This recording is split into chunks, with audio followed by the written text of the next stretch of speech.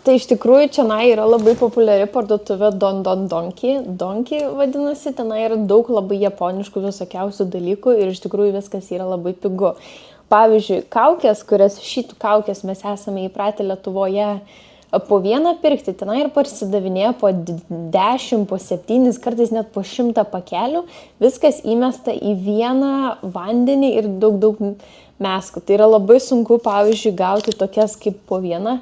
Ir aš jas visas paėmiau visoms savo draugiams ir kaip tik šiandieną galbūt ją ir pati išbandysiu ir po to nusipirksiu daugiau.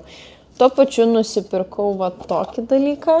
Tai yra paakių tiesiog pagalvėlės, paakių kaukės, irgi japoniškas, parodyta, kad galima ir po akimis dėtis ir tuo pačiu užsidėti ant smile lines. Smile lines yra va šitie, kai šipsaisi, kur atsiranda. Tai va kaip atrodo išėmus.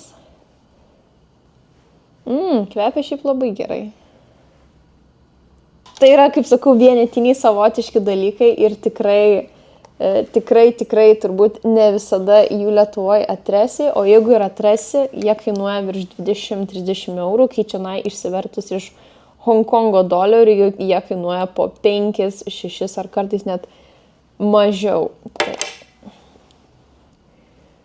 Tai labai esu excited, nesu profesionalė šitų dalykų, bet mėgstu karts nuo karto juos užsidėti.